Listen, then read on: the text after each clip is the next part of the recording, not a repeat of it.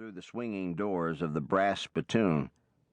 Jep's father, Gordy, nodded his head to a table in the corner. Liberty took in 3 men. 2 were daytime regulars, but the blonde was a stranger. There wasn't even a drink in front of him, but Liberty had no choice. "Excuse me," Liberty began politely, waiting for the man to look at her. "I need you to surrender your firearm to me.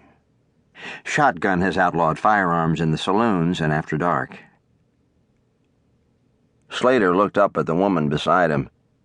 She was dressed in baggy men's clothes, which did nothing to hide her gender, and he could only stare. Was that really a sheriff's badge on her vest? His hesitation cost him. With a move so fast and smooth that Slater blinked, the woman's gun cleared leather as swiftly as she lifted his own gun from the holster at his hip. "You'll need to come with me, sir," Liberty said calmly. "What?"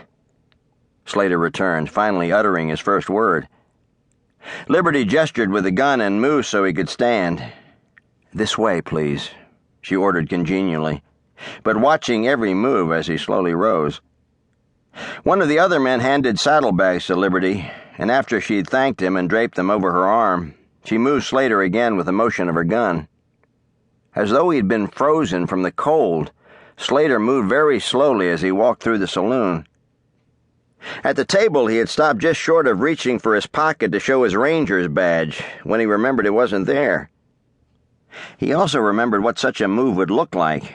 He didn't want to run the risk of having this woman shoot him.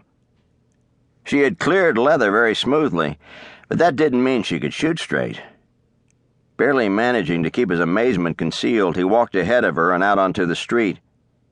He made the mistake of turning to her as soon as he was outside and felt cold steel press into his ribs. "Just turn back around," she said evenly, "and lead the way straight up the walk." Now, seething inside, Slater turned and obeyed. He didn't know when he'd been so angry. At 6 foot, he was not a huge man, but this small woman with a badge, clearly too full of herself, had him at her mercy. With a prayer for calm that was slow in coming, Slater did as he was told. They hadn't walked for a minute when she spoke. "In here," she directed, and Slater, already aware of the location, went through the door of the sheriff's office. He heard the door shut behind him and turned. "Empty your pockets onto the desk, please," Liberty ordered, all business, as she put the saddlebags out of reach on the floor.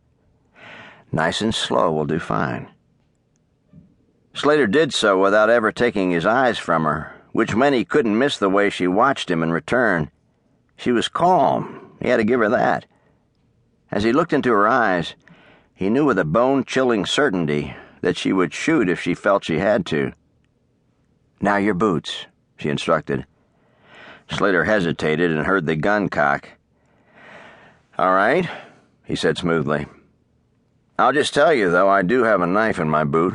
I won't use it. I just wanted you to know." "Put the knife on the desk," Liberty said, taking a second to eye the Bowie knife that appeared. Not a heartbeat later, her eyes were back on her prisoner, who was removing his boots with slow, measured movements. "Your belt now," Liberty said as soon as he stood back to full height. He was a taller man than she liked to deal with, but she didn't think he was going to threaten her. She couldn't, however, take any chances. "Turn around," was the next order, once all of Slater's belongings were on the desk. "Head into the cell."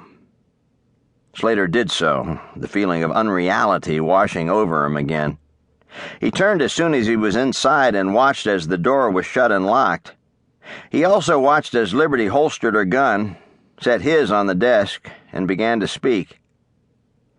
"Dinner comes at 6 o'clock this evening, and breakfast tomorrow at 7 o'clock. You're expected to be neat and quiet. Unless you're wanted for something, the charge to get out is $10. $10? Slater growled in outrage. "You can't be serious." Liberty shrugged. "We need a new jail, and this seems like the most obvious way to come up with the money." Slater's mouth fell open. He couldn't believe what he had just heard. How in the world had he thought this was a nice little town? "I don't suppose you have it," Liberty said now, her voice resigned as she said.